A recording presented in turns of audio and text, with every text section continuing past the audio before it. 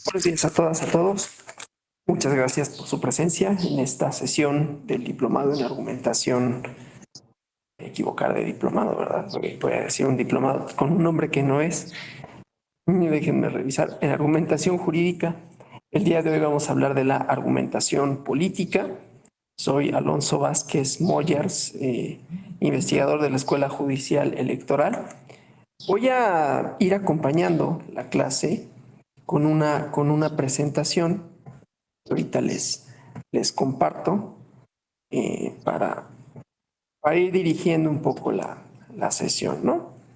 Entonces, bueno, lo primero que me interesa, de lo que me interesa hablar, es que desde cierta perspectiva se considera que la argumentación política es en cierta forma cierto, ¿no? Tiene objetivos distintos a la argumentación jurídica y que inclusive la podemos contraponer porque hay una antitética, ¿no? La argumentación jurídica supuestamente está basada en la lógica jurídica formal o en la lógica formal. Tiene elementos que no son necesariamente de lógica formal, la argumentación jurídica, ¿no? Es decir, tiene elementos estos de valoración, de ponderación, que no nos atañen a nosotros, solo lo digo como un criterio para decir, bueno, tampoco es tan lógica en el sentido más estricto del término. Y la lógica política, normalmente cuando nosotros hablamos de lógica y argumentación política, lo que nos imaginamos, y lo digo así porque es importante decir imaginamos, esto quiere decir que no necesariamente es eso. Espérenme porque había hecho una presentación. No, sí estoy bien. Entonces, lo que nos imaginamos que es contra lo que es, ¿no?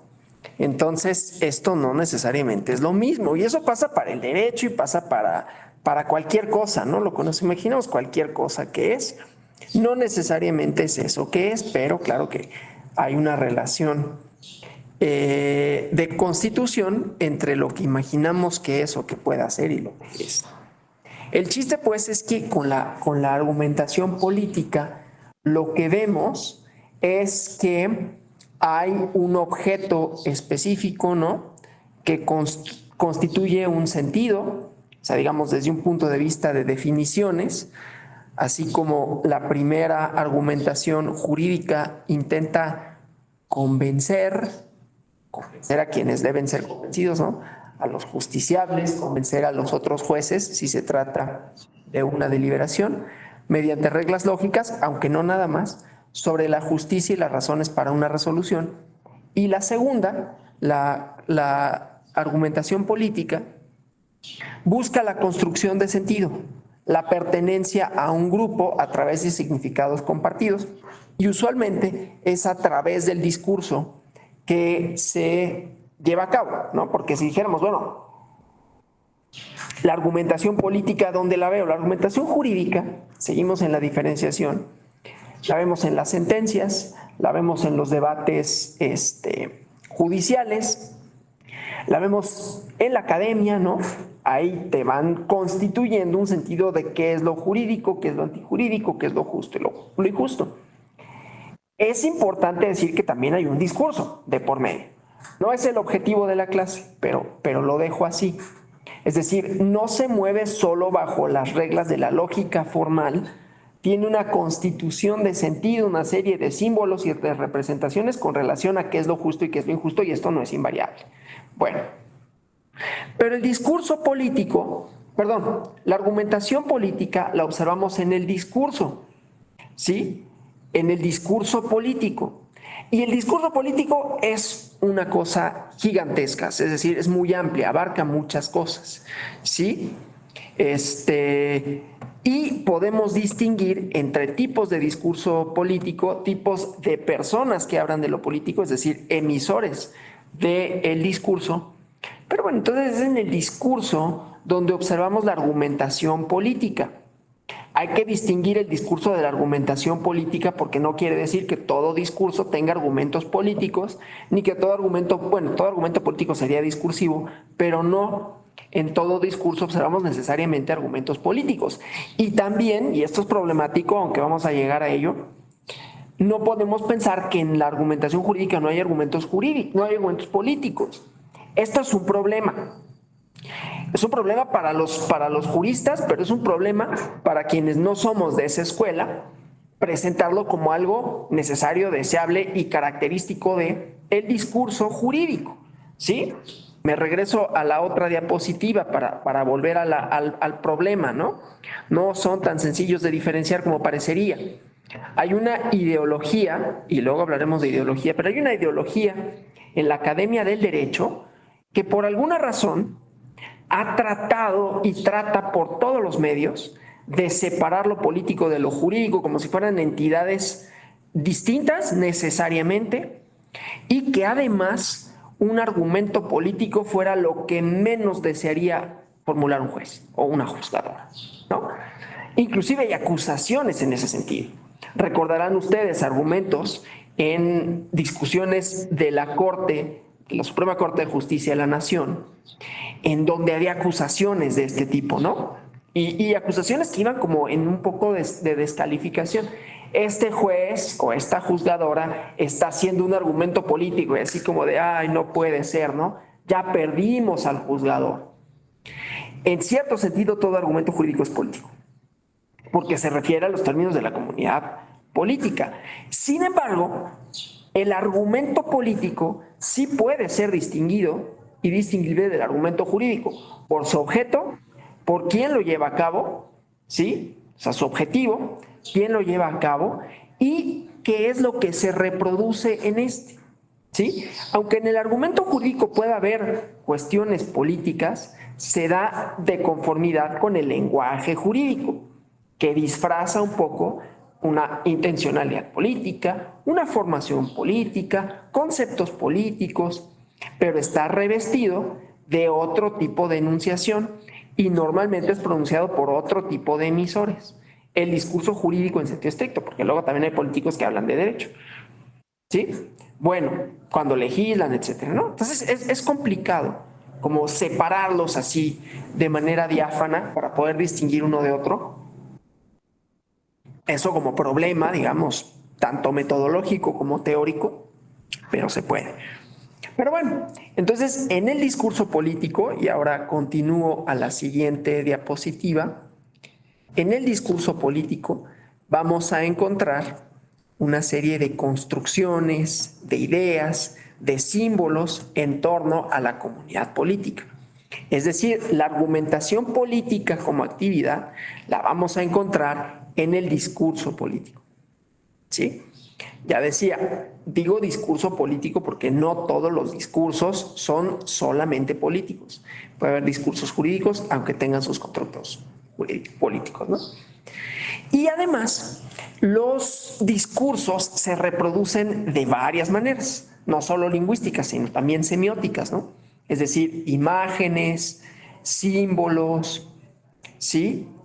Nuestra vida social está inmersa en espacios donde se construyen significados y estos se reproducen mediante prácticas. Primero voy a hablar del discurso en la vida social y cómo tiene efectos políticos varios, ¿no?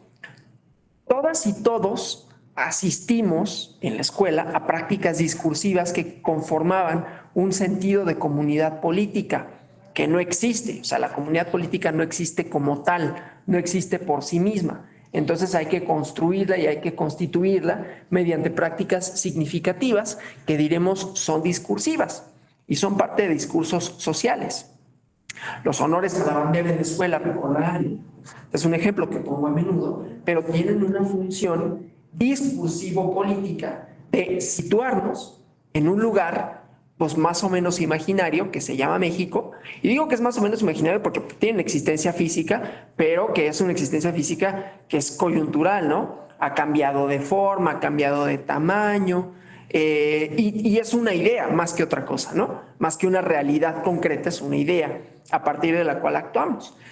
Claro, hay otras cosas que no son solo ideas, ¿no? Porque hablamos de una manera determinada, más o menos, ¿no? Hay una serie de prácticas sociales que más o menos se puede identificar como mexicano. No es tan fácil delimitarlo, pero bueno, prácticas culturales, culinarias, etcétera, ¿no?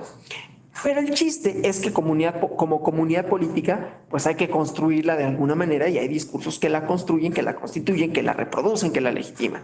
Entonces, los lunes, los honores a la bandera, digo, no solo en las escuelas, hay otros lugares en donde se lleva a cabo esta práctica discursiva que porta un significado, que es ser mexicano, ¿no? Y entonces no sabemos el ritual, ¿sí? Constituimos ese ritual para tener una idea de lo común, pertenencia a un grupo, que ya decía, ¿no?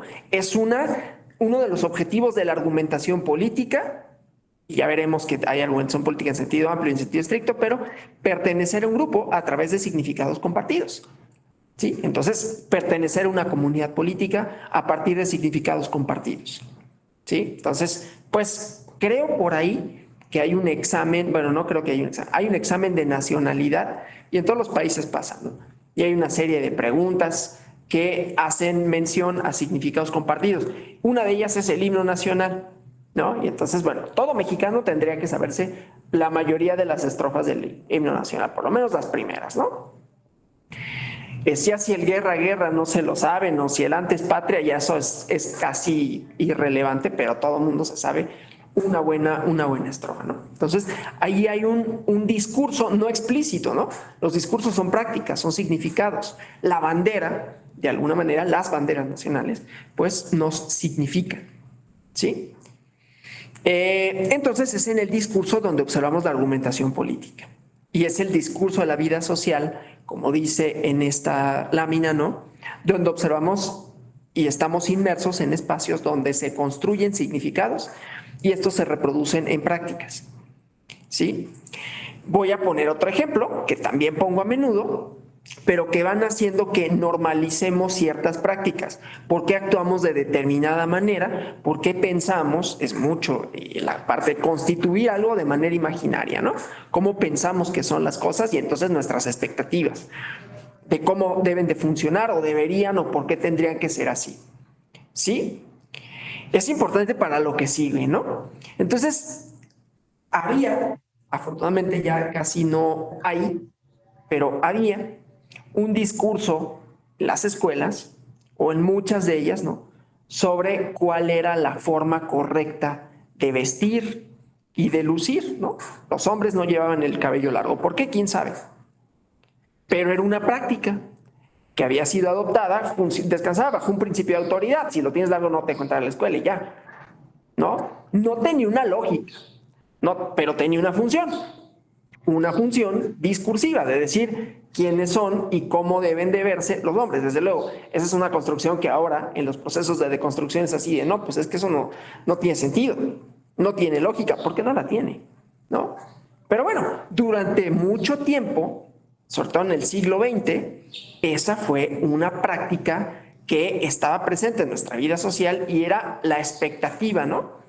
La expectativa de orden, de cómo funciona, de cómo se ven o cómo deberían de verse.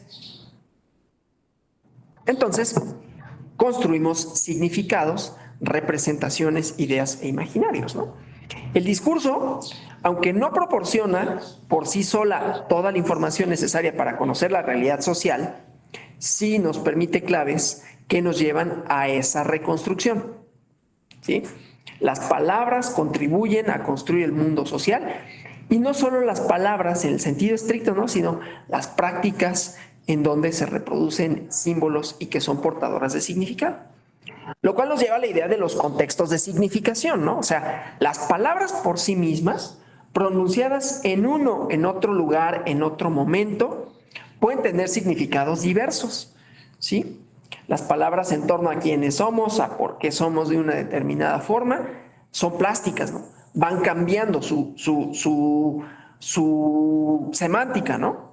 No su significado exacto, pero sí su semántica. Entonces las ponemos en un lugar o en otro y entonces van a tener, ¿no?, una construcción diversa, dependiendo en dónde y cuándo se enuncien, ¿sí? Eso me interesa hablar, pues, del contexto de significación. en dónde estamos inmersos, que tiene sentido este discurso, esta práctica discursiva. Tiene sentido hablar de, bueno, tuvo sentido hablar de cabello corto, un tamaño que nunca tampoco es que se considera corto, pero bueno, cabello corto para los hombres y cabello largo para las mujeres. Esa era una cosa que normalizaba en un contexto de significación, que era pues más bien una sociedad construida de manera binaria a partir de una serie de significados compartidos en donde eso tenía sentido. Desde luego ha habido otras épocas en donde eso carece de sentido. Ese no es un marcador de distinción y ya no es, afortunadamente, ¿no? Pero bueno, entonces no solo las palabras, las prácticas tienen sentido en determinados momentos, en determinados lugares, ¿no? Son espaciotemporales y espaciotemporalizadas. Y luego en el discurso político, y por lo tanto en el argumento político, tenemos emisores, quienes hablan, ¿no? Que eso también nos permitía distinguir y saber cuándo tenemos un argumento jurídico. Normalmente el argumento jurídico lo van a tener los juristas, ¿no? Desde luego esto no necesariamente tiene que ser así. Puede haber algún filósofo que lo tenga, o sociólogo, pero ellos estarán desde la lógica de la sociología o de la filosofía hablando del derecho. Pero bueno, un argumento jurídico no es que sea exclusiva posesión de los juristas, pero esperaríamos que fueran ellas, quienes son portadores de ese discurso y por lo tanto de ese argumento, ¿no? En el argumento político también tenemos posibles emisores, ¿no? Las y los políticos en sentido estricto, como aquí Alexandria Ocasio, ¿no? Que buscan los cargos públicos. Pero no se refiere únicamente a estos, ¿no? Si la representante como dice Octavio Mora, ¿no? La representante Alexandria Ocasio del Distrito de Nueva York. Bueno, entonces también hay actrices y actores políticos relevantes que pueden emitir argumentos políticos, ¿no? Sobre lo político. Ahora, hay una cosa interesante en esta idea del argumento político, los contextos de enunciación, de significación y el derecho, porque también la idea de que un argumento jurídico sea político no quiere decir que los argumentos políticos estén siempre por encima del argumento jurídico, porque el argumento político, o sea, son mutuamente constituyentes, eso es lo que me interesa, no hay una relación de imbricación entre uno y otro. Porque el argumento político también está limitado por reglas del derecho. Que no sean las mismas en todos los lugares no quiere decir que no pueda haber ciertas reglas, ¿no?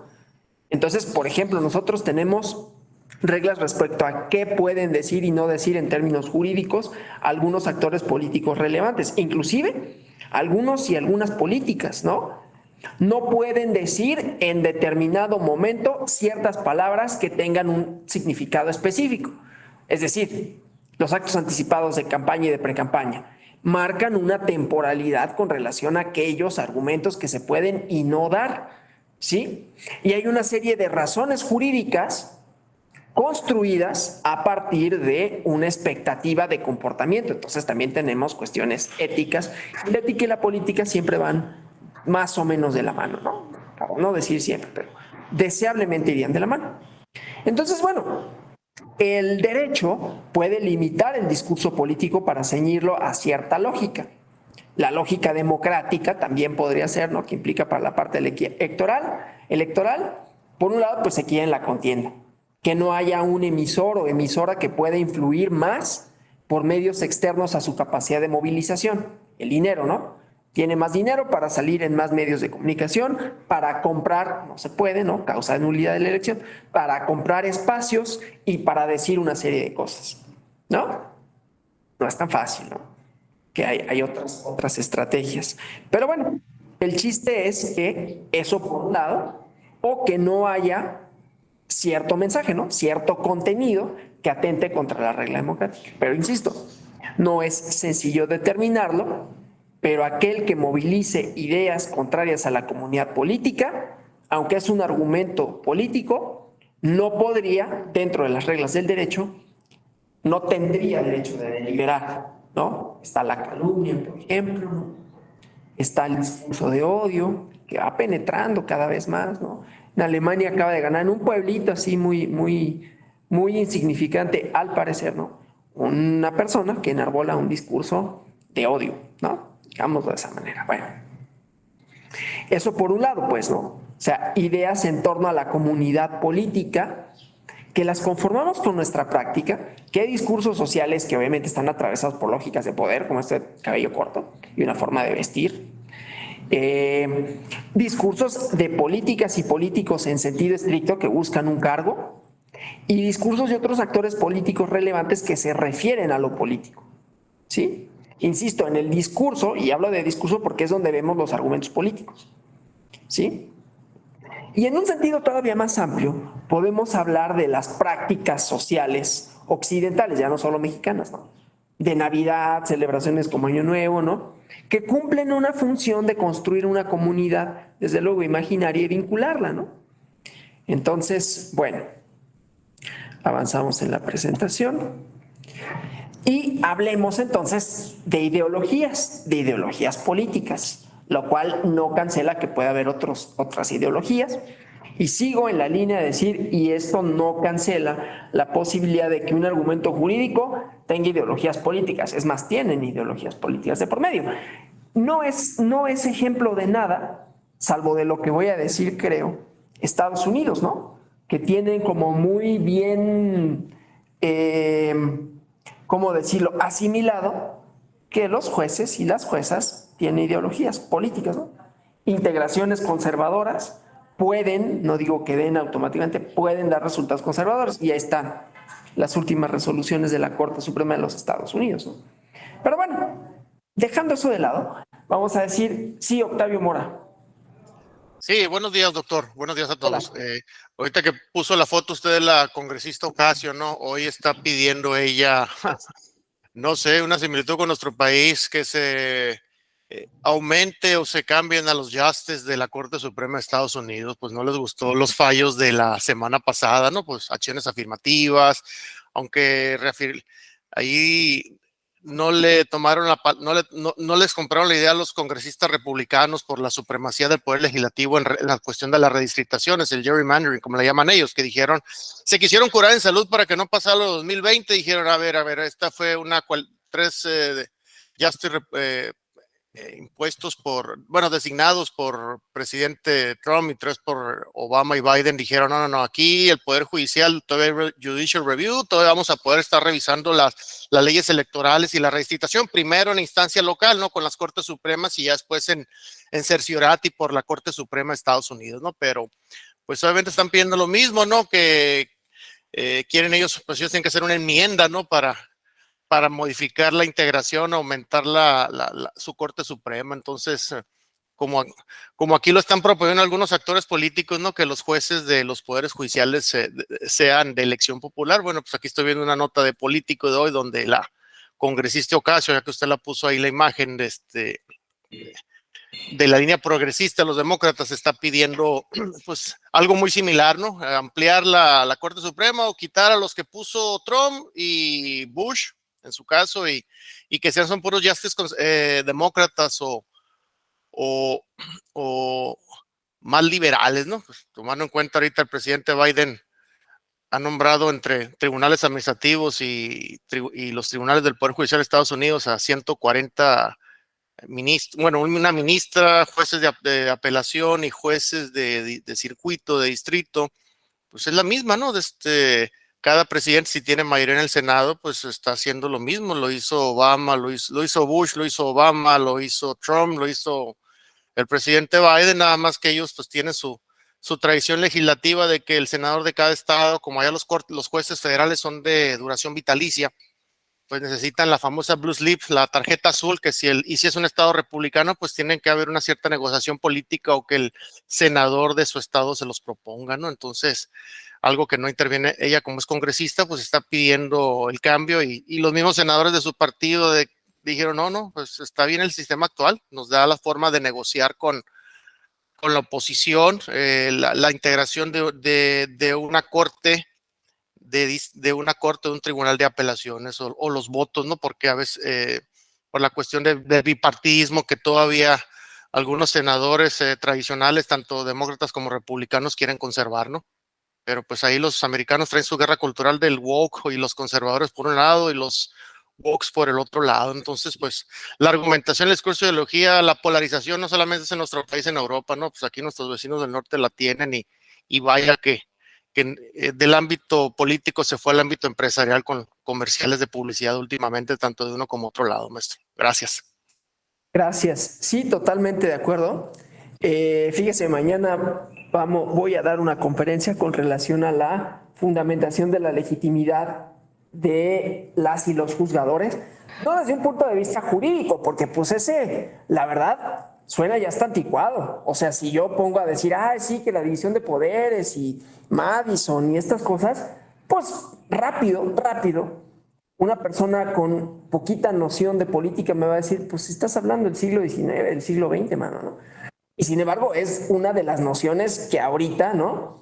Tienen como fuerza dentro del derecho. En el derecho estamos y están todavía como muy anquilosados. Luego las acusaciones de conservadurismo, en un sentido amplio, no solo de que hagan referencia a valores conservadores, ¿no? De la familia tradicional, sino de la defensa de la propia disciplina, y entonces luego te arrollan, ¿no? Entonces vamos a intentar mañana superar esos escollos que fácilmente, ¿no? Son superados ahorita muy fácilmente en el discurso político, en la lógica de la política, en la argumentación política, ¿no? Desbaratas la idea de que hay una fundamentación constitucional. Cuando te dicen, no, ¿cuál fundamentación constitucional? Si están haciendo eco, ¿no? De ciertas ideologías que son muy evidentes, que además sí es cierto. Entonces hay que pensar la fundamentación desde otra perspectiva. No con ello quiero decir que esta sea el voto popular, porque yo no estoy desde luego para nada a favor del voto popular, pero entonces ¿cómo lo fundamentamos, no? Entonces vamos a hablar de eso mañana por si les interesa. Aprovecho el comercial desde luego, ¿no? Bueno, entonces esta parte de las ideologías. De las ideologías, fíjense, ustedes hagan el ejercicio porque es interesante, ¿no? Si ustedes buscan ideología, lo que van a encontrar es como si fuera algo horrible, indeseable. Nadie quiere tener ideología. Decía un profesor en la UAM Xochimilco, la ideología, y era un profesor en un curso de ideología, ¿no? O sea, la ideología es como el mal aliento. Lo tiene la otra persona, nunca uno, ¿no? Y eso es un error, ¿no? Porque la realidad es que todos tenemos ideologías. Lo que pasa es que se han entendido de una forma, voy a hacer una pequeña digresión, porque en la argumentación política vamos a ver ideologías, aún en aquellos argumentos políticos que se han construido en los últimos años que aparentemente apuntan a la neutralidad, ¿no? Entonces vamos a eso, ¿no? Bueno, entonces el discurso como el medio en donde encontramos los argumentos políticos que siempre son ideológicos, no solo porque se refieren a una posición respecto de la comunidad política, sino a su misma constitución, ¿no? ¿Cuál es el ideal? ¿Por qué debería de ser de una determinada forma? ¿Por qué incluir a determinados sujetos? ¿Por qué nuestra práctica discursiva en sentido amplio, ¿no?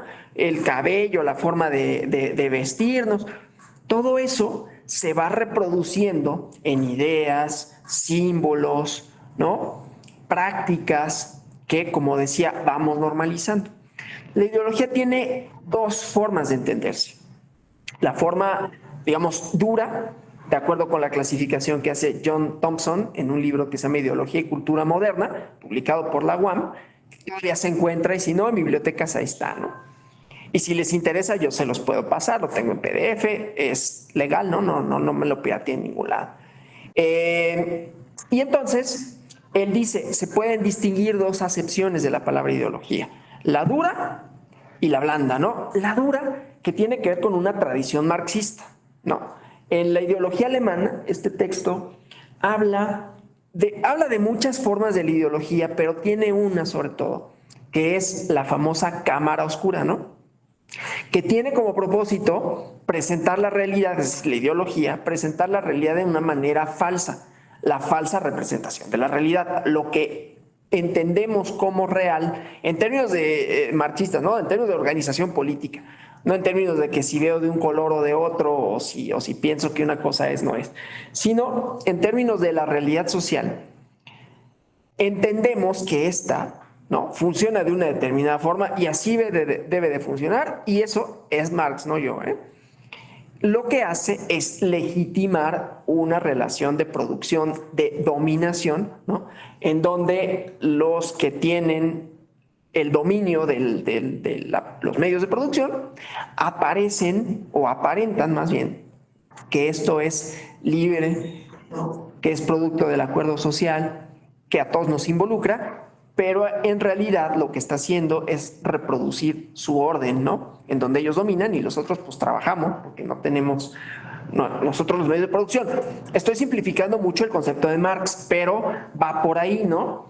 Y la otra concepción que podemos denominar blanda, y así denomina John Thompson, y dice, esa concepción de ideología establece que la ideología son símbolos, significados que movilizan la acción. Es decir, todos, cuando tenemos una acción política, somos portadores de ideologías.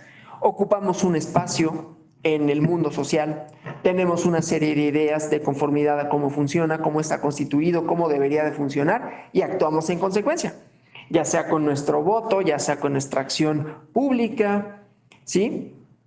En sentido amplio y en sentido estricto. Desde los honores a la bandera, desde cortarnos o no el cabello, hasta votar por una determinada opción política, participar en una manifestación, ¿sí? Colectar firmas, es decir, la acción política en todas sus posibles manifestaciones. Y dicen, ahí hay ideologías, ¿no? Es decir, las ideologías no pertenecen solo a una clase, como pensaría la concepción marxista, ¿no?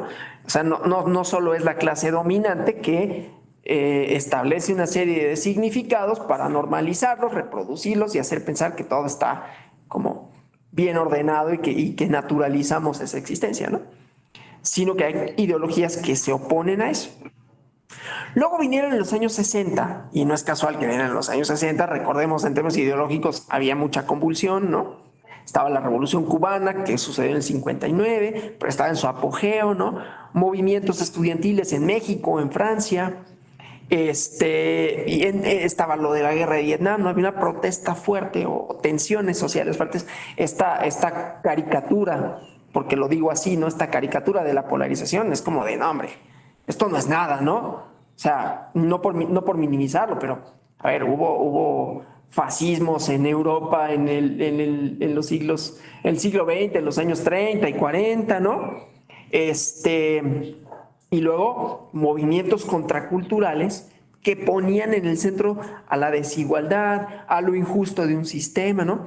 En medio de esto, pues hay una serie de elaboraciones, igualmente políticas, que apuntan hacia la dilución de las ideologías. Entonces, un texto que es interesante de David Campbell, que se llama El fin de las ideologías, y dice, no, las ideologías no sirven porque justamente, ¿no? Esta cosa polarizan, ¿no?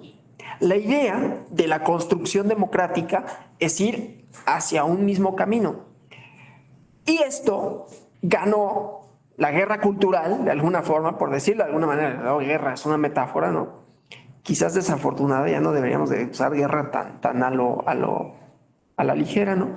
Pero bueno, esa batalla, esa disputa cultural por los significados, pues en los años 70, en los años 80, ¿no? Pues ganó, termina la Guerra Fría, y otros académicos también, porque la academia como laboratorio de ideas, que luego van a la política pública, que luego van a la burocracia, ¿no? Pues la idea era de que la democracia liberal había triunfado, y con ello las ideologías no importaban tanto, ya no tenía sentido hablar de derecha y de izquierda en términos del papel que debe de jugar el Estado para la economía, en términos de esta lucha de clases que todavía subsistió en los años 60, ¿no?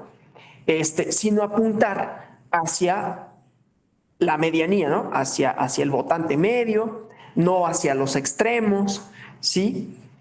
Y tuvo bastante auge, ¿no? Los partidos políticos, inclusive en su acción política, también pues fueron apuntando más hacia consensos de tipo políticas públicas menos de redistribución que de privatización, ¿no?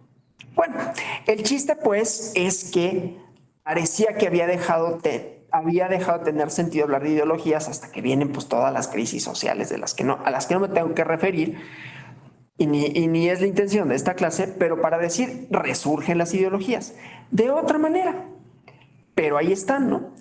Entonces, esto para decir las ideologías son modos, ideas, símbolos, construcciones que posibilitan, que enmarcan nuestra acción política, ¿no?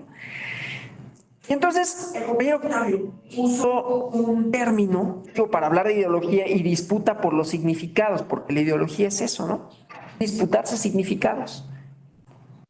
Es decir, un término específico y el significado que puede tener, contexto de significación, quiénes lo dicen, con qué intencionalidad lo dicen, ¿no? Y él apuntó un término que es curioso, que es el del woke o woke, como quieran decirle, ¿sí? Que su traducción literal sería como despierto, ¿no? O despierta, o despertar, si quiere, hacerlo neutral, hablando de ideologías políticas en buen sentido. Yo no creo que la ideología sea algo indeseable, es algo característico y que lo importante es entender que tienen una función, que están en el discurso político y por lo tanto los argumentos políticos están constituidos de ideologías, aun aquellos que se presentan como neutrales. Ahorita regreso a eso. Entonces hay una disputa por un término como el woke o woke, como sea, o despertar. La idea del woke, y perdón el anglicismo, pero surge en Estados Unidos, era personas que tenían como una conciencia de clase, ¿no? Viene vinculado con los movimientos de las vidas de los negros, perdón que lo diga así, importan, ¿no? Black Lives Matter, o de las personas afrodescendientes, importan, pero con la emergencia, el surgimiento en la esfera pública, el peso de otros actores políticos y actrices políticas que habían estado, pues, que a quienes se les había negado los espacios de representación, ¿no? Y entonces emergen, surgen y con ello una proclama y un reclamo de cambiar las prácticas discursivas, ¿sí? Entonces el lenguaje inclusivo, la idea de aceptar otras formas de significación, ¿no? Otras formas culturales, de vestir, de hacer, ¿no? Y entonces la respuesta, que es también ideológica del otro espectro, es que woke, en vez de tener esta connotación positiva, empieza a tener una connotación negativa, ¿no? De, uy, todo les ofende. La cultura de la cancelación, ya no se puede decir nada. Woke es como un progresismo, pero un progresismo, pues chafa, ¿no? Como falaz, como barato, perdón por la expresión. ¿Bien? A mí me han dicho woke 1000 veces, o sea, yo ni siquiera lo digo como algo negativo, pero me refiero al uso que se le da porque la importancia en la argumentación política no es tanto la veracidad del argumento, sino el uso que se le da en un contexto de significación, lo cual no lo hace irrelevante, de hecho lo hace interesante en términos de movilización de la acción, ¿sí? Si yo digo, estos wokes, ¿no? Estos wokes, ay, no lo soporto, ¿no? Empieza a tener sentido para muchas personas que comparten esa idea, ¿no? Claro, tú como woke, y entonces ahí viene un argumento político, tú como woke, pues vas a defender, decir todes, ¿no? Claro, típico progre. Sí, en México lo adoptamos un poco como los progres, como algo asimilado a una forma de ser que desafía un statu quo que no se deja. No, obviamente, pues el statu quo no se va a dejar, ¿no? Y hay prácticas discursivas en medio. Argumentos políticos en sentido amplio, pero también en sentido estricto, ¿no? Porque hay políticas y políticos. Yo no lo voy a poner, yo voy a poner ejemplos que a mí me gustan, no voy a poner a Giorgia Meloni, pero busquen a Giorgia Meloni hablando de la familia, hablando, ¿no? De los valores perdidos, por esto, por el progresismo, ¿no? O en México, un cuate que fue actor de una novela ahí malona, como son, pero que se apellida Verástegui, solo digo el apellido, ¿no? Pero por ahí búsquenlo. Entonces, ahí hay toda una serie de ideologías, pues, ¿no? Pero que enfrentan esta nueva forma discursiva, ¿no? Que tiene peso, que tiene importancia, que va colocando ciertos significados en otro espacio. Aquí yo no estoy, aunque se nota cuál es mi posición, ¿no? Pero yo estoy diciendo si está bien o está mal.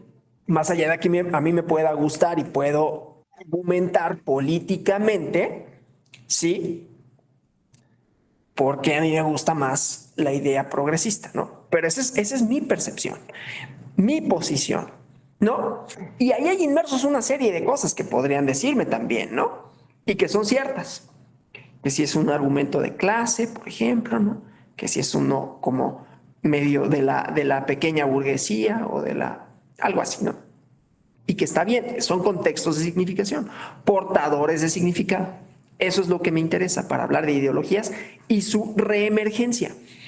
Pero curiosamente, en los años 80 y en los años 90, donde se decía, aquí no hay ideologías, aquí todo es porque el centro de esto, ¿no? Y en lo jurídico, por eso digo, caramba, somos bien conservadores. Bueno, yo saco mi parte, ¿no? Pero hay mucho conservadurismo en el derecho mexicano porque esto da escalofríos, ¿no? O sea, decir, hay ideología jurídica, no, ¿cómo crees, no?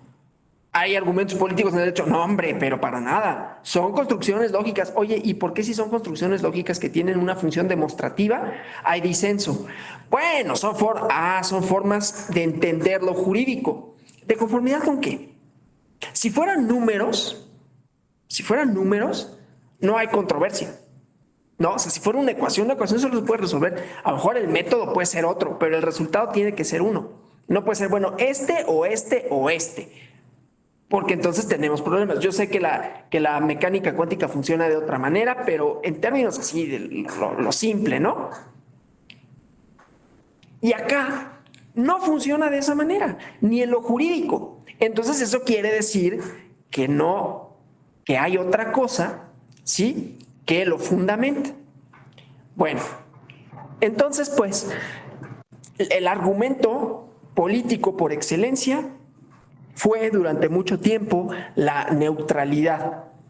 Fue la idea de que la ideología no lleva a nada, que la polarización es indeseable. Todas las sociedades han tenido polarización, es decir, oposición entre una cosa y otra, entre una manera determinada de entender a la comunidad política, su acción, su deber ser, y otra.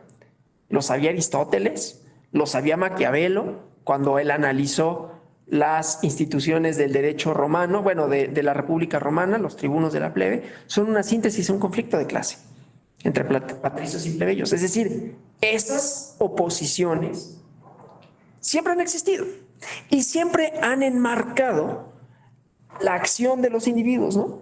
El reconocerte como parte de un grupo que tiene o no poder y entonces busca mantenerlo o busca construirlo y entonces revertir esa situación, ¿sí? Ahí vemos ideologías, argumentos políticos y discursos.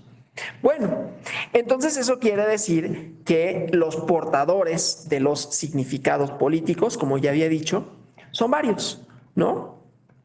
Son varios. Desde una concepción restringida, en un sentido estricto o institucional, la argumentación política que se reproduce en el discurso es aquella que se produce dentro de la escena política, dentro de los aparatos donde se desarrolla explícitamente el juego de poder.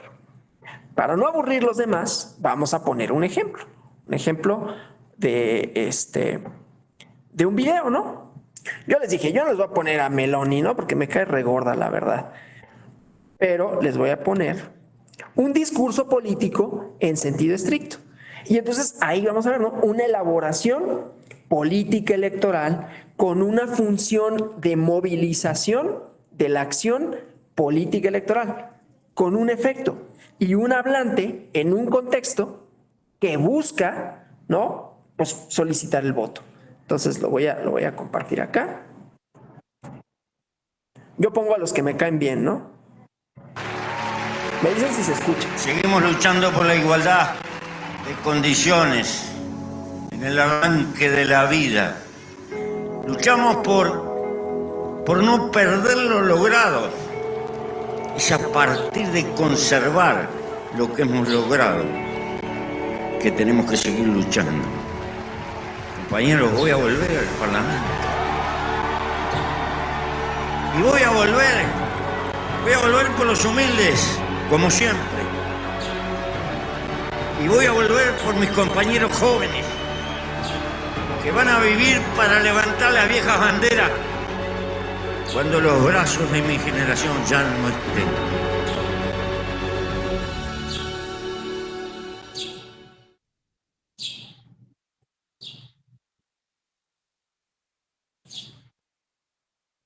Aquí está un argumento político en sentido estricto, está pidiendo el voto, moviliza una serie de significados, ¿no? Y desde luego, aquí no nada más es la función discursiva, no nada más es la persona que dice una serie de cosas, ¿no? Que convencen a quienes quieran estar convencidos de eso, sino las imágenes, ¿no? Vemos a la gente, vemos banderas, ¿sí? Esperanza, o sea, porque se ve, ¿no? En la gente, tiene esa función de comunicar, ¿sí? Esta idea en sentido estricto.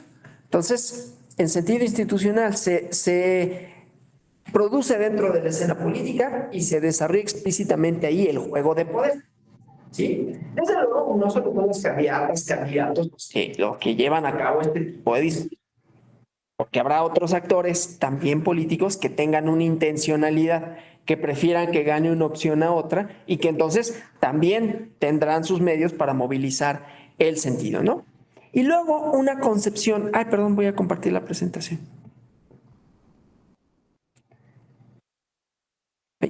Aquí no está.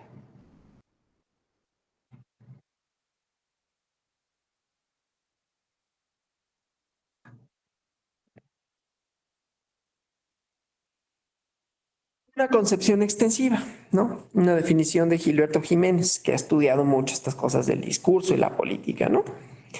Los discursos que no son emitidos desde lugares institucionales, donde se ve el juego de poder, pero que tienen una intención política, o sea, donde tienen un objetivo o tienen como objetivo incidir en las relaciones de poder existentes.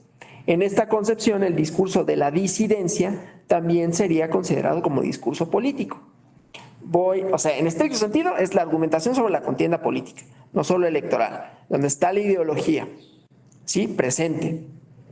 El tipo de nación que queremos ser, que queremos, Make America Great Again, ese eslogan, chocante como es, pero tiene una función política, ideológica, que se da dentro de un espacio institucional porque tiene que ver con ganar el poder a partir de una serie de construcciones, ¿sí? Ideológicas en torno a quiénes son, quiénes somos, quiénes no son y por qué habría que construir una fantasía de una nación que nuevamente recupere su grandeza, ¿no? Lo que sea que eso signifique.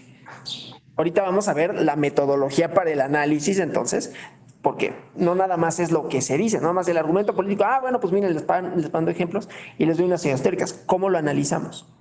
¿Cómo sabemos, pues, que hay una construcción política y cuáles son sus elementos?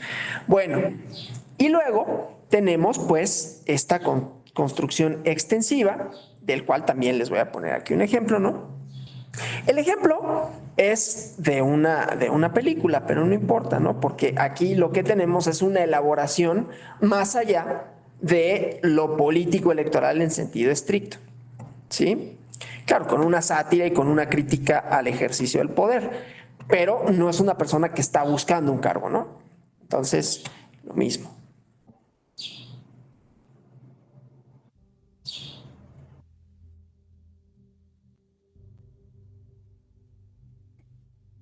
I'm sorry, but I don't want to be an emperor. That's not my business. I don't want to rule or conquer anyone. I should like to help everyone if possible. Jew, Gentile, black man, white. We all want to help one another. Human beings are like that. We want to live by each other's happiness, not by each other's misery.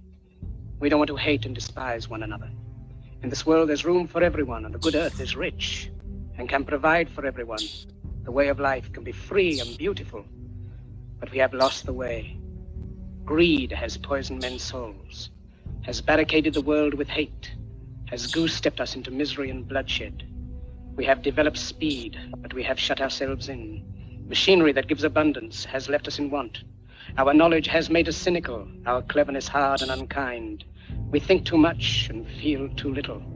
More than machinery, we need humanity. More than cleverness, we need kindness and gentleness. Without these qualities, life will be violent, and all will be lost. The aeroplane and the radio have brought us closer together. The very nature of these inventions cries out for the goodness in men, cries out for universal brotherhood, for the unity of us all. Even now, my voice is reaching millions throughout the world. Millions of despairing men, women, and children, victims of a system that makes men torture and imprison innocent people. To those who can hear me, I say, do not despair. The misery that is now upon us is but the passing of greed, the bitterness of men who fear the way of human progress. The hate of men will pass and dictators die, and the power they took from the people will return to the people. And so long as men die, liberty will never perish. Soldiers, don't give yourselves to brutes, men who despise you, enslave you, who regiment your lives, tell you what to do, what to think, and what to feel, who drill you, diet you, treat you like cattle, use you as cannon fodder.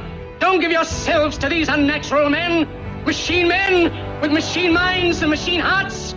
You are not machines, you are not cattle, you are men. You have the love of humanity in your hearts. You don't hate, only the unloved hate, the unloved and the unnatural.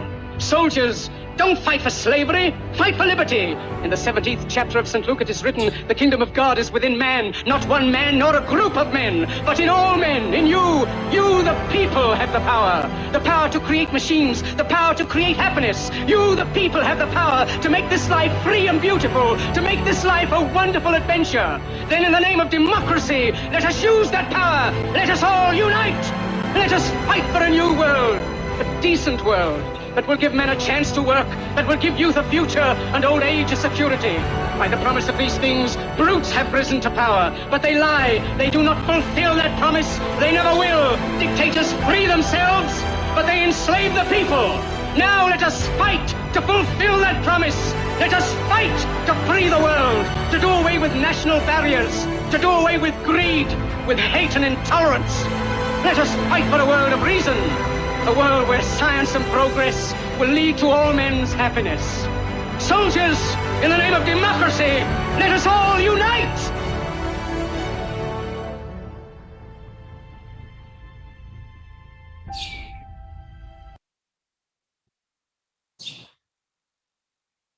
Bueno, entonces aquí lo que vemos, ¿no? Un argumento político en un sentido más amplio, no está llamando al voto propiamente, pero sí está haciendo referencia a una serie de símbolos, de ideas. O sea, aquí lo que tenemos que entender entonces para diferenciar o para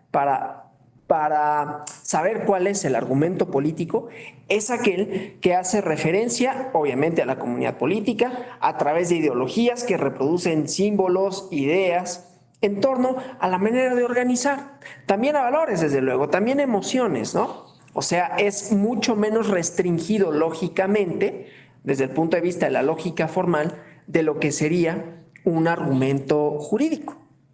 Pero bueno, entonces, ¿cómo lo analizamos, no? Sería la siguiente pregunta. Si hay un análisis de sentencias y hay un análisis de metodológico para saber la lógica de la sentencia, cómo está constituida, ¿sí? Que sabemos que hay discursos políticos que igualmente, ¿no? Tienen una más o menos una construcción, que si el exordio, etcétera, ¿no? Entonces, aquí vamos a entender un poco, ¿no? El análisis de discurso, ¿no? Que es la metodología para conocer la formulación de argumentos políticos en la esfera política, que no necesariamente son lo mismo, ¿no? Y con las diferenciaciones que ya veíamos, de enunciación, contexto de significación, de enunciadoras, enunciadores, quién porta el significado, quién dice qué y para qué, con qué efectos, ¿sí? Comenta el compañero Octavio, creo que fue, ¿no? Alexandria Ocasio, ahí hay una enunciadora, ¿sí? Y puede haber otros, ¿no? Entonces, el análisis de discurso nos permite conocer y describir no solamente lo que dice el emisor o la emisora de determinados discursos, que son parte de contextos de significación más amplios, ¿no? O sea, Pepe Mujica, en el video, pues es portador de otros significados que no son solo construidos por él solo. Son significados y contextos de significación más amplios en un lugar determinado a partir de una serie de ideas que también están determinadas espacio-temporalmente, ¿no? Entonces, en el análisis de discurso vamos a estudiar los discursos públicos de la política desde una perspectiva que tiene que ver con la tarea de descubrir lo que es importante para los líderes en términos de valores en lugar de políticas, visiones o representaciones en vez de programas. Es decir, quitarle esta aura aparentemente técnica, ¿no? Un programa de gobierno, ¿no? Pero es que ahí en medio de eso hay una representación, hay una visión que no necesariamente todo el mundo, es que escuchar, por ejemplo, para contraponer esto, el argumento o la argumentación de Mujica, o podría decir de AMLO, pero ahí yo me voy contento porque pues es polémico para México, ¿no? Contrapuesto con Macron, ¿no? Macron muy técnico, no lo digo como una virtud, porque para mí no lo es, ¿no? Pero Macron muy técnico, muy tratando de ser neutral, sin serlo, desde luego, porque hay inmerso otros símbolos, esta neutralidad falsa que se construyó en los años 80 y 90 para decir, aquí también hay ideologías de por medio, ¿sí? La ideología de las privatizaciones, de la individualidad, etcétera, ¿no? Pero bueno, entonces, si seguimos a Silvia Gutiérrez, igual, profesora de la UAM Xochimilco, el discurso, el lenguaje, el argumento político es portador de contenido político, no solo es una herramienta para poder hablar sobre fenómenos extradiscursivos que existen independientemente de lo que decimos y por lo tanto de lo que concebimos y afirmamos, ¿sí? Entonces, en esta metodología vamos a encontrar el estudio de la ideología, que es, otra vez, de lo que se fundamentan los discursos y la argumentación política. Yo no sería tan tajante como para decir que no hay ideologías jurídicas, porque sostengo que las hay, pero bueno, y que son políticas, ¿no? Eso ya lo había dicho. Pero bueno, el chiste es que el estudio de la ideología, porque es un discurso, es un argumento distinto. O sea, sí podemos distinguir en cómo utiliza los símbolos, en lo que dice, en cómo construye las frases, en cualquiera de los dos ejemplos que vimos, de un argumento jurídico, ¿no? En donde dice, bueno, yo considero que el principio pro persona tal cosa, ¿sí? Entonces, bueno, el estudio, decía, de la ideología que se produce y reproduce en la argumentación política implica estudiar el lenguaje en el mundo social, la manera en que el lenguaje, las palabras, ideas que hacen referencia a prácticas, estructuras, símbolos compartidos por un grupo, aunque pueden ser rechazadas por otro dentro de la misma sociedad, es usado en la vida cotidiana y los modos en que los múltiples y variados usos del lenguaje se entrecruzan con el poder, alimentándolo, sosteniéndolo, ejecutándolo. Estudiar la ideología, entonces, busca poner en evidencia las maneras en que ciertas relaciones de poder se mantienen, se reproducen en el conjunto interminable de expresiones que movilizan el sentido del mundo social. Entonces, hay que reconocer que aunque la ideología se manifiesta en muchas maneras, por prácticas, por instituciones, por símbolos, su dominio privilegiado, el lugar donde ejerce directamente su función, es el lenguaje, ¿no? Entonces, vamos a hablar un poquito de esta parte metodológica en donde están los conceptos, ¿no? De argumentos políticos, argumentación política, y que se basa en dos autores y que sintetiza Silvia Gutiérrez Vidrio en varios trabajos, en varios libros. Y ella dice, primero está Thompson, ¿no? John Thompson, que habla de la metodología hermenéutica profunda, que tiene tres niveles fundamentales de análisis: un análisis sociohistórico, un análisis discursivo y la interpretación. Se puede distinguir en estos tres niveles o dividirse en estos tres niveles, pero es analítica, ¿no? Para Thompson, el concepto ordenador clave de su propuesta metodológica es la significación, y lo es a lo largo de él y de sus especificaciones, que van uniendo tres distintos niveles de análisis. El análisis sociohistórico, contexto de significación del que ya me había referido, porque las producciones discursivas los argumentos políticos se producen y reciben por individuos, personas, situados en circunstancias sociohistóricas específicas. Esto del woke. Hace 10 años, hace 5 años, woke no hubiera tenido ningún significado más que el que tenía semánticamente, ¿no? O sea, pues la semántica del woke sería, pues, despierto, ¿no? No sé si hace 5, pero hace 10. No significa nada, hasta que se le dio esa enunciación en una práctica con una argumentación específica. Entonces, estas circunstancias pueden estar caracterizadas por disposiciones institucionales de diversos tipos, por relaciones de poder y dominación. ¿Quiénes son los portadores o los que acusan a este significado de no ser legítimo en todo caso? Porque lo que vamos a ver, o lo que observamos, no digo lo que vamos a ver en términos de la clase, ¿no? Sino lo que observamos en la argumentación política es una disputa por la legitimidad de un significado, de un símbolo y su materialización en la esfera pública con relación a cómo nos comportamos y desearíamos comportarnos. No en términos de norma moral ni de norma jurídica, ¿no? Sino de cómo ser, los límites de nuestra acción y nuestra posibilidad de acción política, ¿no? Luego está el análisis discursivo. Las formas de discurso que expresan ideologías no son prácticas sociales situadas, sino también construcciones lingüísticas que tienen una estructura articulada. No pensemos que por ser un argumento político no está estructurado, que no tiene articulación, que dicen cualquier cosa para convencer, ¿no? Emprender un análisis discursivo, entonces, quiere decir, tenemos que estudiar las construcciones lingüísticas para explicar el funcionamiento de la ideología, ¿no? Tiene una especificidad propia este nivel. Plantea las interrogantes metodológicas, tanto desde un punto de vista del análisis del discurso como del análisis de las ideologías.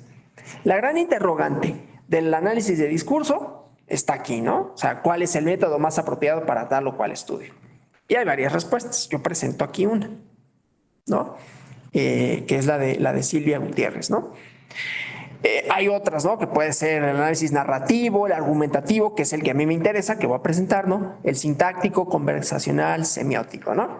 Nos interesa el análisis argumentativo porque son argumentos políticos, entonces tenemos que ver de qué se componen, ¿no? El tercer nivel tiene que ver con la interpretación. Aunque sean rigurosos los métodos para análisis de discurso, no pueden suprimir la necesidad de construir creativamente la significación, o sea, una explicación interpretativa de lo que es dicho, ¿sí? Al explicar lo que se representa o lo que se dice, el proceso de interpretación trasciende el carácter cerrado de discurso como construcción o estructura articulada.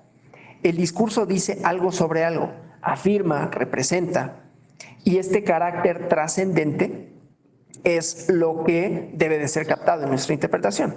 La interpretación está contenida en la significación, ¿no? Se constituye en una herramienta que nos permite articular la totalidad teórica, que es el discurso, e integra conocimiento y práctica a través de la crítica, ¿no? Entonces, por ejemplo, en cuanto al primer nivel de análisis, es decir, al análisis sociohistórico, es importante el sociopolítico, ¿no? Es fundamental que decir que uno no puede entrar a analizar un discurso sin haber realizado una reconstrucción histórica puntual sobre la persona que emite el discurso, el contexto social, político, coyuntural en que es emitido y el interdiscurso que ha circulado en torno al tema, ¿no? Por mencionar algunos puntos importantes. Si volvemos a lo del progresismo, pues tiene un sentido distinto al que tenía anteriormente, ¿no? Ese nivel, conjuntamente con el de la interpretación, a juicio de la profesora Silvia, es lo que le da al análisis del argumento político su especificidad y lo puede distinguir de otro tipo de análisis, ¿no? En el nivel de análisis discursivo hay diferentes propuestas, ¿no? Que insisto, vamos a ver el análisis argumentativo porque las formas del discurso, en tanto construcciones lingüísticas, contienen explicaciones, cadenas de razonamiento que se pueden reconstruir y se pueden hacer explícitas de distintas maneras, ¿no? Estas reconstrucciones nos pueden ayudar a establecer las características ideológicas del discurso, donde se sale a la luz, podemos sacar a la luz, no solo los procedimientos de legitimación, sino estrategias de disimulación, ¿sí? Y entonces, en estas modalidades de operación de la ideología que sugiere John Thompson, que ahí vemos algunas, ¿sí? Hay una propuesta de análisis argumentativo de Grisé, que también está en este esquema, ¿sí? Ahorita vemos a qué se refiere cada una de estas operaciones, ¿sí? Estos son los modos generales de la ideología: la legitimación, la simulación, la unificación, fragmentación y cosificación, y luego las estrategias: racionalización, universalización. Ahorita las vemos, ¿no?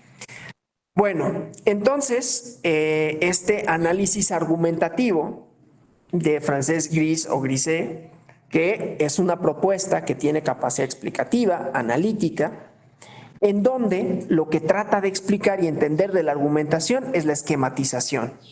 Hablar de un tema cualquiera, ya sea de crisis económica, de las nuevas leyes, de la moda, de la contaminación, para Grisé es construir por medio del discurso un tipo de microuniverso, ¿no?, que denomina esquematización.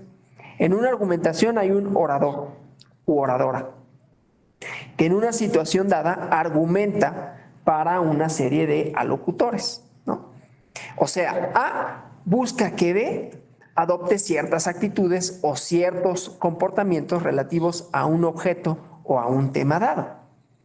Por eso las argumentaciones políticas están situadas en contextos de significación que pueden ser cerrados. El contexto de una campaña política en donde se ponen en tensión modos de entender la política pública, modos de entender la nación. Esto es interesante en las polarizaciones que tanto espantan a mucha gente, incluidos a muchos abogados, porque ahí se pone en evidencia que hay diferentes maneras de entender, construir, pensar, ¿sí?, la idea de comunidad política y cómo alcanzarla en todo caso. ¿Quiénes son miembros y quiénes no en todo caso? ¿Cuál ha sido la construcción hasta ahorita? ¿Sí? Tanto en términos ideológicos, digámoslo así, en una construcción bastante, bastante ad hoc, para mí, de izquierda como de derecha, ¿no? Ahí estaba Pepe Mujica, pero está Giorgia Meloni, ¿no? O está Alexandria Ocasio-Cortez, que podríamos ubicar en el espectro de la izquierda, y está Donald Trump, ¿no? O sea, hay diferentes construcciones ideológicas a partir de las cuales se presenta un argumento que muestra una situación determinada en cuanto a temas, ¿no? Crisis económica, crisis migratoria, si es que tal cosa es eso, es una crisis, se define y a partir de una serie de representaciones que son estructuras históricas, significaciones específicas, se apela a una serie de personas que compartirán o no esa idea, ¿no? Bueno, entonces hay esa idea de producir un efecto o en todo caso reforzar, ¿no? Reforzar una idea. Otro punto fundamental de esta propuesta metodológica de Grisé, yo no sé cómo se pronuncia, es el reconocimiento de que en una perspectiva argumentativa, una esquematización no apunta esencialmente a lo verdadero. Una diferencia de lo jurídico. Lo jurídico, aunque esté atravesado por lo ideológico, aunque tenga componentes epistemológicos que no son sino metafísicos, lo cual no está mal, apunta hacia lo verdadero, la verdad jurídica. Se trata de llegar a una definición lo más acotado posible, ¿no?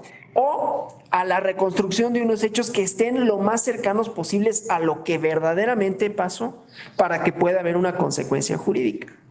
Apuntan esencialmente a lo verdadero. Lo verosímil, en cambio, ¿no? O sea, lo que parece verdadero al destinatario, teniendo en cuenta quién es y cuál es la situación en que se encuentra, es suficiente. O sea, un discurso en un argumento político no se limita a presentar y determinar los objetos o los tópicos, ¿no?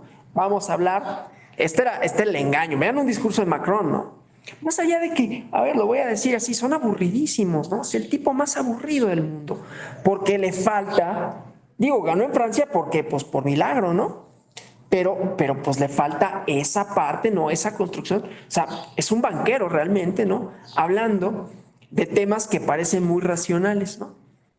Tiene a su ventaja que tiene buenos conocimientos filosóficos, o sea, tampoco lo estoy acusando de tonto, estoy acusando de aburrido, que es otra cosa.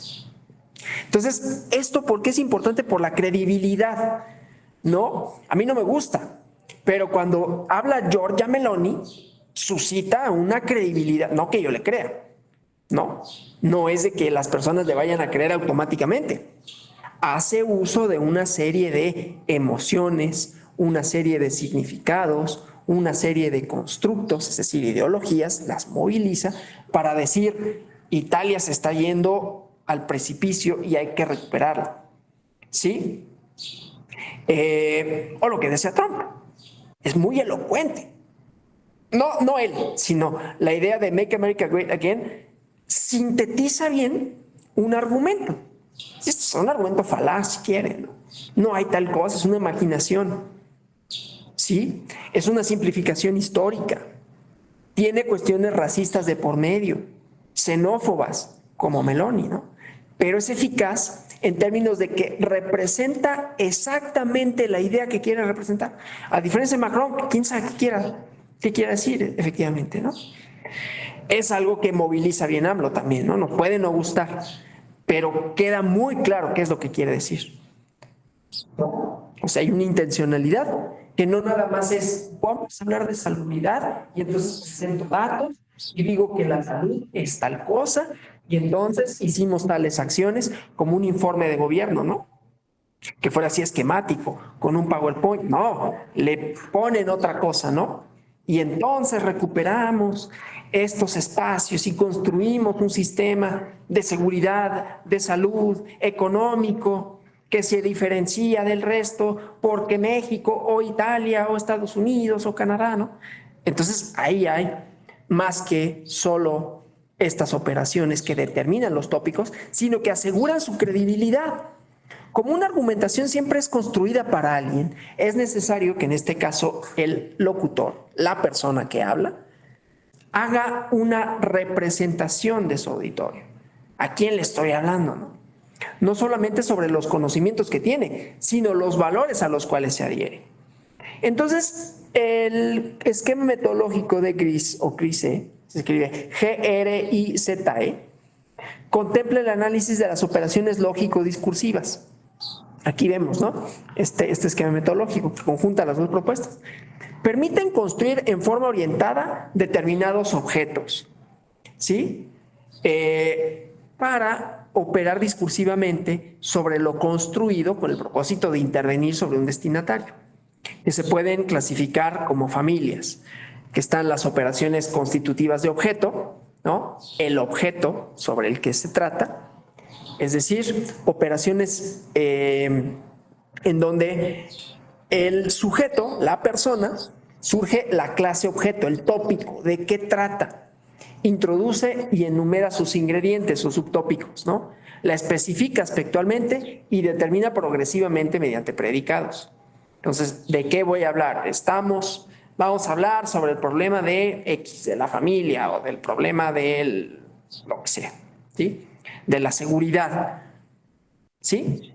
Desde una lógica, insisto, política, ¿no? Luego las operaciones de apropiación. A ver, quien le interesa más puede ver las mañaneras, cómo se hacen estas cosas, ¿no? Cómo se construyen. No solo las mañaneras, lo que pasa es que este es un ejercicio de todos los días en donde vamos a ver estas cosas, ¿no?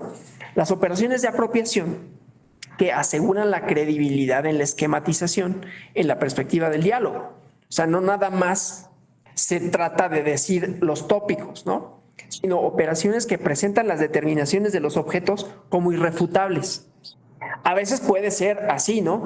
Es un hecho que México está peor que nunca, o es un hecho que México está mejor que nunca. Ese argumento, en realidad no tiene sustento empírico. No está ni mejor ni peor que nunca.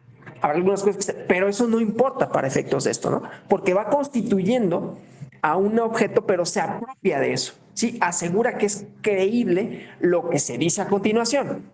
Si yo digo, es un hecho que, ¿sí? En lógica formal, sería una falsa generalización, ¿sí? Sí, sería una categorización incierta. Pero acá sirve en cambio, ¿no? Es decir, implican operaciones que presentan las determinaciones de los objetos como irrefutables. Toma distancia, claro, no solo estas categorizaciones, ¿no? También puede ser señalo fuentes. Y esto se nota por lo siguiente, y presento una estadística, ¿no? De delimitación del campo de enunciación mediante cuantificadores. Les voy a poner, bueno, ahorita, otro ejemplo. Este sí es muy desagradable, es de una película, pero me sirve, ¿no? Para ver estas funciones, ¿sí? Para ver si las podemos distinguir. Luego están las de composición, operaciones que relacionan entre sí las partes de un texto, acertos, enunciados, párrafos, y que aseguran la coherencia de la esquematización, ¿sí? Un tipo de proceso que asegura la coherencia, ¿no? Recurrencia a los objetos, ¿sí? Repeticiones, referencias que aparecen en el discurso, conectores, nexos, que son fundamentales, para asegurar la coherencia de un texto, ¿sí? Operaciones de localización temporal y espacial, para situarnos en el aquí y el ahora, ¿no? Esquematizaciones que no son solo producidas dentro de situaciones determinadas, sino que sitúan en el espacio y el tiempo a los actores y a los acontecimientos que esquematizan. Entonces hay que distinguir el yo, tú, aquí y ahora, ¿no? Y entonces distinguimos al locutor, a sus destinatarias o destinatarios, la cronografía, o sea, el tiempo, y la topografía, el lugar, así como la relación del enunciador con su enunciado y la relación del enunciador con lo extralingüístico, ¿sí? Y luego están las operaciones de proyección valorativa, que tienen que ver con el hecho de que los argumentos raramente son neutros, ¿no? Ciertos operadores los iluminan, los ponen de relieve y les confieren a la vez ciertos valores. Esta asignación de valores se da por medios de enunciados axiológicos o evaluativos. Pero, insisto, ¿no? Pues lo que me interesa es verlo en operación. Entonces, denme un segundo para poner un ejemplo.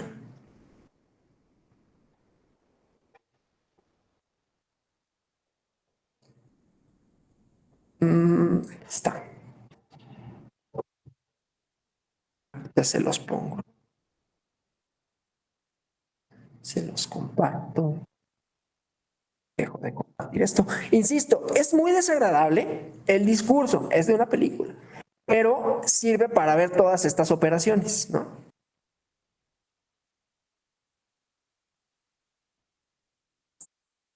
Cualquier cosa que Derek les dijera. Ya, muévanse, muévanse. No estamos en una maldita reunión. Cállate. Tranquilo, viejo. ¿Quieres un poco, eh? Ortiz, ¿qué es eso? Ah, vamos, Derek. La hierba es para negros. Tírala ahora mismo. Tente un poco de respeto. Ahora escuchen. Necesitamos abrir los ojos.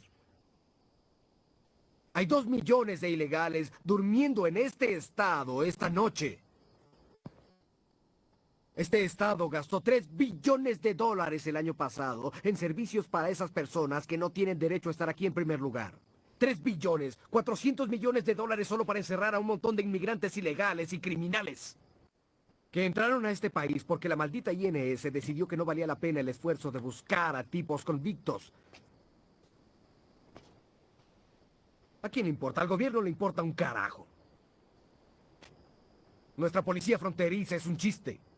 ¿A alguien le sorprende que la frontera sur se ría de nosotros? ¿Se ríen de nuestras leyes? Sí. Cada noche miles de esos parásitos cruzan la frontera como si una maldita piñata explotara. ¡No se rían! No hay nada de gracioso en ello. Se trata de su vida y la mía. Se trata de los decentes trabajadores norteamericanos, maltratados y olvidados porque su gobierno se ocupa más de los derechos constitucionales de un montón de personas que ni siquiera son ciudadanos. En la Estatua de la Libertad dice, dame tu cansancio, tu hambre, tu pobreza. Son los norteamericanos quienes están cansados y hambrientos y pobres, y yo digo que hasta que se ocupen de eso, cierren el maldito libro. Porque estamos perdiendo.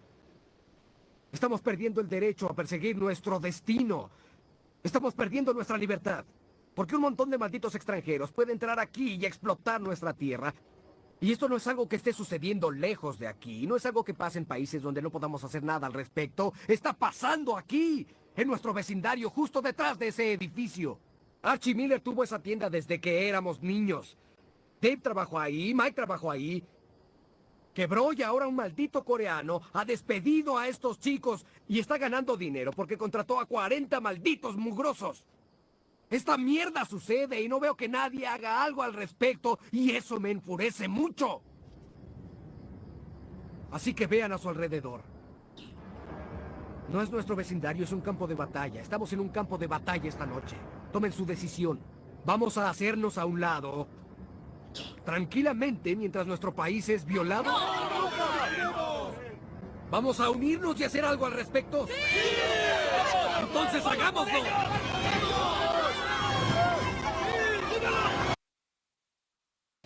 Harían cualquier cosa que Derek les dijera.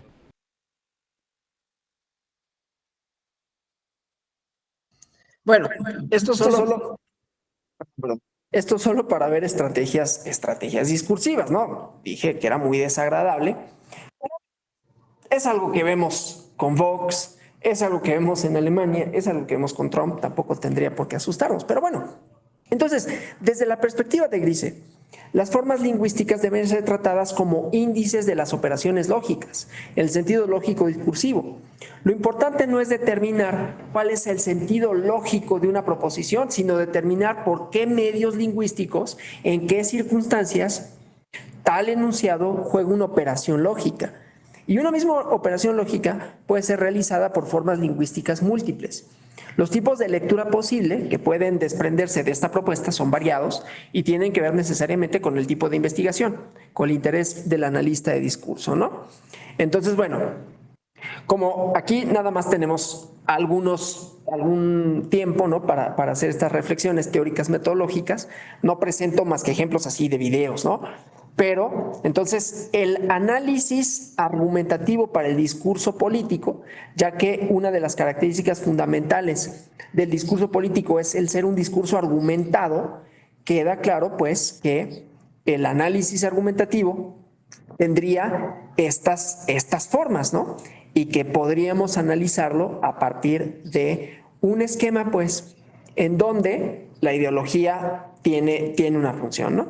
Entonces, voy a presentar nuevamente la tablita que tenía en la presentación para ver esto de las funciones, ¿no? En el esquema metodológico, que ya decía apunta a lo verosímil y que tiene distintas formas de operar, ¿sí? En el análisis, ¿no?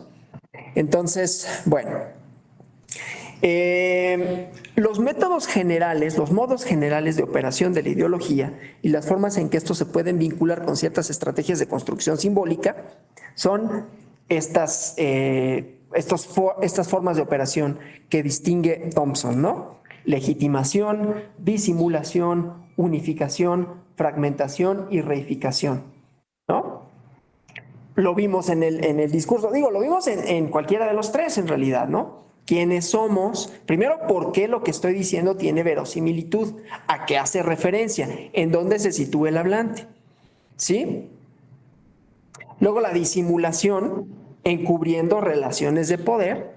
La unificación, todos, ¿no? Por ejemplo, ¿no? Vamos a permitir que esas personas... Entonces, ahí hay una idea de quiénes somos en oposición a otras personas, ¿sí? Pero esto puede suceder no solo en esos casos extremos, ¿no? Sino también decir, bueno, ¿por qué tendríamos que apoyar una determinada opción política por encima de otra? ¿Sí? Porque lo otro se vincula con algo indeseable. No solo en estos términos tan contundentes, ¿no? Entonces, bueno, respecto de la legitimación, ¿no? Estos modos de operación. Un sistema de dominación, un sistema de significación ideológico puede ser mantenido al ser representado como legítimo. Pensemos en el último discurso. A mí me desagrada el discurso como discurso, pero es muy ejemplificativo, ¿no?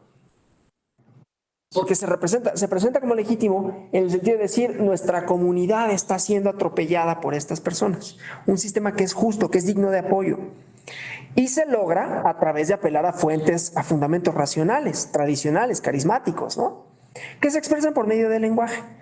¿sí? Carismáticos por medio del liderazgo, pero también fuentes, y empieza a decir, tantas personas están aquí y tantas otras, y estos no hacen, ¿no? Entonces, esas operaciones que van reproduciendo la idea de verosimilitud, de consistencia y que conforman al grupo, ¿no? También tiene estas operaciones de disimulación o de encubrimiento. O sea, si se trata de relaciones de poder que sirven a intereses de unos a expensas de los demás, como en este caso sucede del último discurso, pueden ser ocultadas, negadas o bloqueadas de varias maneras, describiendo los procesos, acontecimientos sociales con ciertos términos que ponen de relieve algunos rasgos en detrimento de otros. ¿Sí? Ahí no está hablando de qué produce esas circunstancias, qué produce la inmigración, no le importa, ni necesariamente va a saber, ¿no? Y la siguiente es la unificación, ¿no?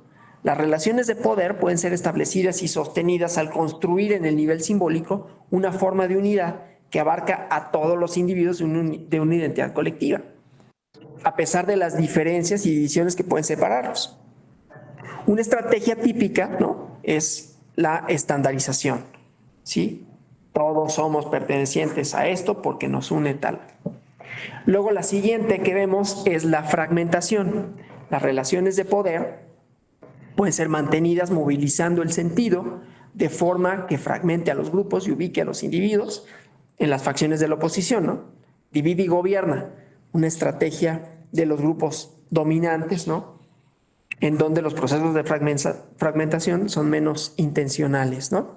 Y la cosificación. La ideología puede operar al representar un estado de cosas transitorio y histórico como si fuera permanente, natural, atemporal.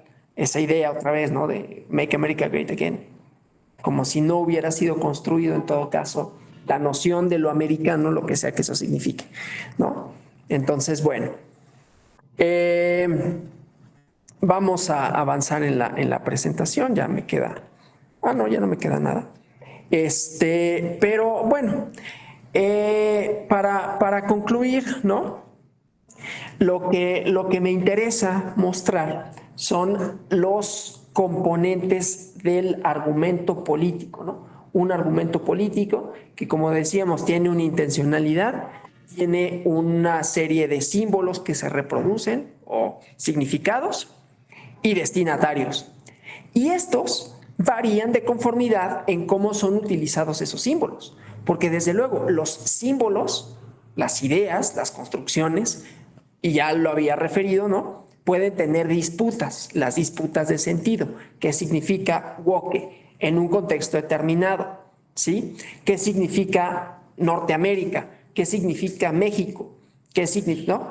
Y además a esos significados se le van añadiendo otros, ¿no?, que en un contexto semántico determinado hacen referencia a una persona, a su posición, a su política, ¿no?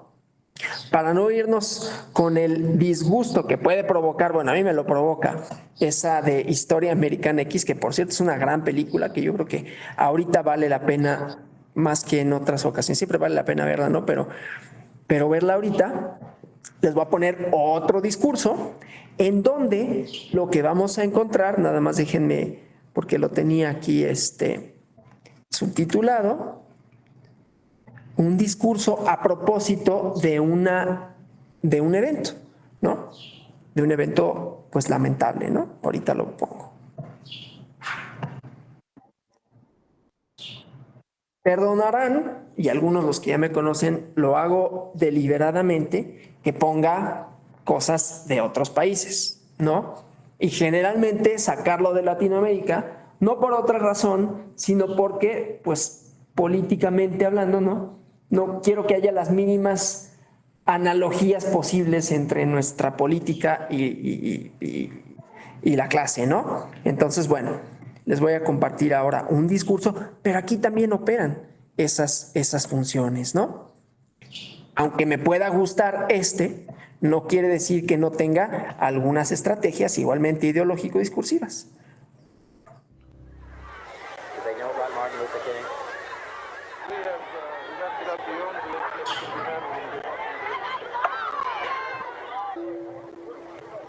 Could you lower those signs, please?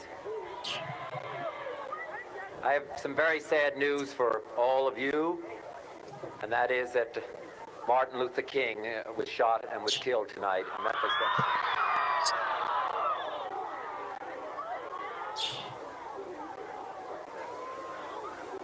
Martin Luther King dedicated his life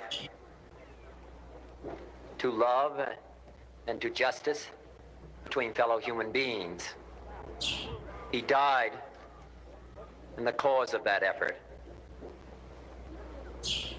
In this difficult day, in this difficult time for the United States, it's perhaps well to ask what kind of a nation we are and what direction we want to move in.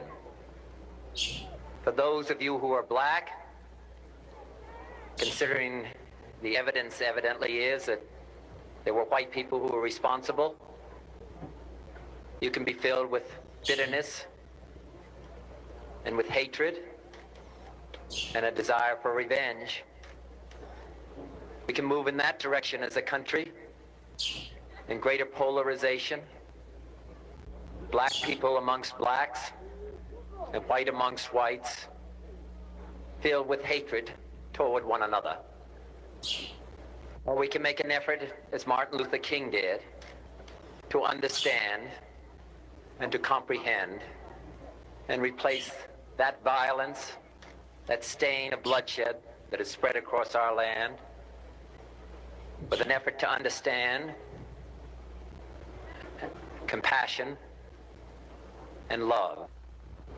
For those of you who are black and are tempted to be filled with hatred and mistrust of the injustice of such an act against all white people, I would only say that I can also feel in my own heart the same kind of feeling. I had a member of my family killed, but he was killed by a white man. But we have to make an effort in the United States. We have to make an effort to understand, to get beyond or go beyond these rather difficult times. My favorite poem, my favorite poet was Aeschylus. And he once wrote,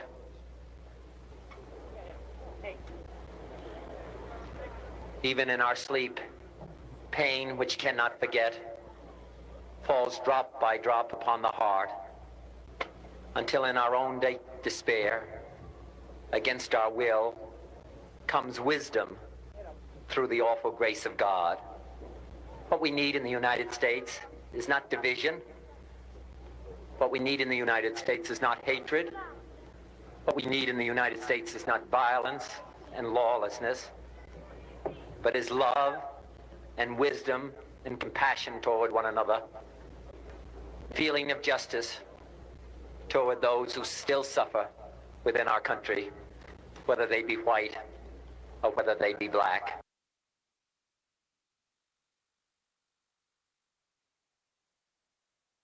Bueno, lo anterior solo tenía una función didáctica, ¿no?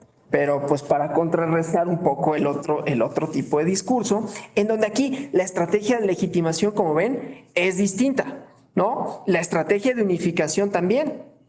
Y pone en el centro que las diferencias, en ese caso, ¿no? Las diferencias raciales que existen, las da por sentado que existen, no deben de movilizar de una determinada forma. Entonces, el uso de fuentes usa un poema, la construcción del argumento, ¿no? Que apunta hacia hechos, difícilmente, en este caso, de acuerdo con el argumento, difícilmente negables, ¿no? Es decir, que hay violencia de parte de violencia racial, ¿no? No niega ese hecho, al contrario del otro discurso, en donde no parte de la existencia de violencia racial, sino de su legitimidad por la ilegitimidad de origen de quienes llegan, ¿no? Al país y lo saquean, bueno, las cosas estas horribles que dice el personaje, ¿no?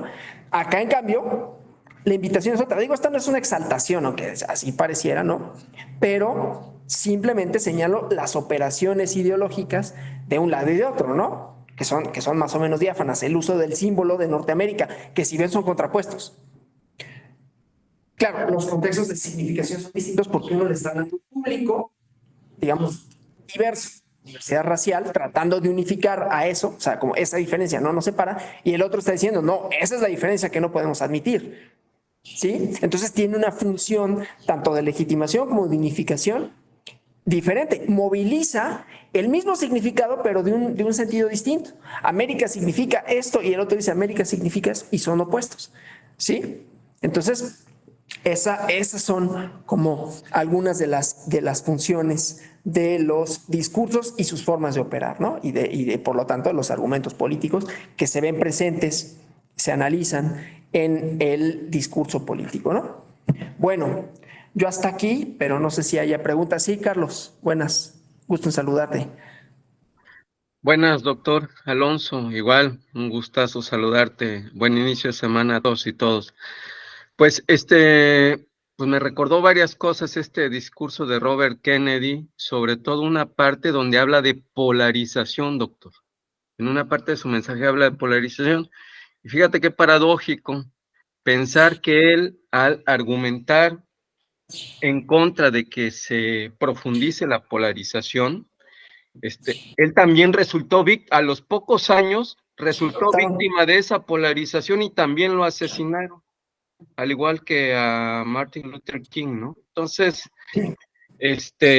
me parece que aunque en algunas figuras el discurso va por entender que somos diversos, pero no por eso debemos de excluirnos unos a otros, a pesar de esto y del discurso de muchos personajes en la historia y en varias naciones, todavía el día de hoy, doctor, vemos que prevalece esa polarización divisoria, no unificante, y tú acabas de mencionar una que está ahorita ejerciendo el poder, ¿no? Giorgia Meloni, me parece que es una de ellas, y el posible reempoderamiento de Donald Trump en Estados Unidos. Entonces, me parece que los discursos y sus argumentaciones siempre tendrán fuerza en su contexto, tiempo y circunstancia, pero creo que todavía tenemos mucho camino por avanzar, porque esa polarización de la que hablaba Robert Kennedy, me parece que prevalece, doctor. Es cuanto, gracias. Gracias. Sí, aquí el comentario muy pertinente de Octavio Mora, que Robert F. Kennedy Jr., haciendo campaña interna para disputarle la candidatura del Partido Demócrata a Biden. Y curioso, porque Robert Kennedy, papá, hizo precampaña para disputarle a Lyndon Johnson, que después él dijo, yo ya no voy a competir, ¿no? Lyndon Johnson, pero que tenía un efecto similar. Y en el rally de California, en las primarias de California, es donde asesinan a Robert Kennedy, ¿no? En Los Ángeles, me parece que fue en un hotel, en la cocina del hotel, ¿no? Bueno, no sé si hay alguien más que tenga algún comentario. Sí, José Alfredo Hernández, buenas. Justamente siguiendo aquí el comentario del compañero Carlos, y basándonos en una cosa que me parece muy importante en el análisis del discurso.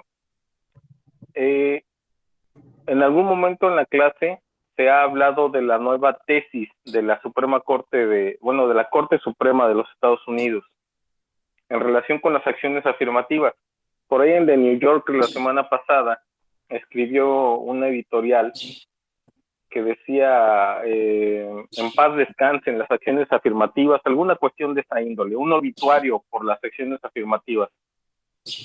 Para el contexto, la Suprema Corte dijo que estaba mal que se establecieran acciones diferenciadas a favor de ciertos grupos raciales para que entraran a las universidades a estudiar, para la cuestión de sus créditos, ¿no? Está mal, todos son iguales, dijo la Corte Suprema de Estados Unidos. ¿A qué voy? Esa disposición data de los 70, ¿no? O sea, no es que se haya establecido hace 10 años en Estados Unidos, desde hace 50 años en Estados Unidos. ¿Por qué? Porque hoy en México es la moda. O sea, la moda en los últimos 10 años es hablar de acciones afirmativas.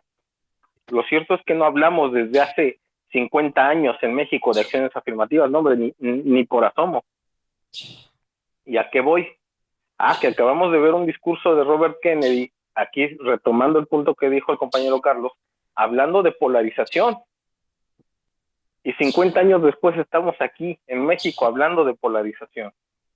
Sin duda la historia no es una ciencia exacta, no nos dice, se va a repetir, a pesar de que podría existir la frase esta de que la historia es cíclica, ¿no? Pero ciertamente las condiciones del discurso en México parecen llevarnos peligrosamente hacia ese lado. Y en el contexto histórico, yo no veo que el lado de la violencia venga desde la gente, desde la población.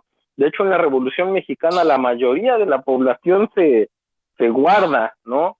Los que salen a pelear son puntos muy específicos del pueblo. Yo veo que el contexto de violencia en la polarización siempre viene del lado del que quiere ostentar el poder a como dé lugar, del que quiere ejercer el poder a como dé lugar. Y reitero, analizando el discurso que al fin y al cabo es motivo de esta plática que tenemos, creo que el análisis del discurso nos deja ver lo peligroso, no de que haya polarización, sino lo peligroso de que se culpe a la polarización de lo que sucede en el país. Porque no, los acontecimientos nacionales no son culpa de la polarización. La polarización es un elemento más en ese acontecimiento nacional. Nada más. Muchas gracias. Gracias, muchas gracias. Sí, aquí lo que vemos es cómo se reproduce en el discurso, que son, insisto, componentes esenciales del argumento político, ¿no? Y que, bueno, los argumentos políticos tienen esta naturaleza, ¿no? De apuntar a lo verosímil, estructuras históricas, ideológicas, etcétera. Bueno, ¿alguien más que tenga algún comentario, pregunta? Pues si no hubiera nada más, yo les agradezco por su atención, por su presencia, deseando que haya sido interesante, ameno. Y pues les agradezco, ¿no? Que tengan un feliz fin de semana y nos vemos en alguna otra clase, conferencia, etcétera, actividades de la Escuela Judicial Electoral. Hasta la próxima. Gracias. Gracias, hasta luego.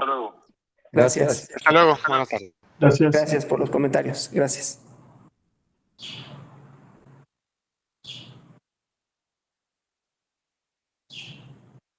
Hasta luego, Carlos.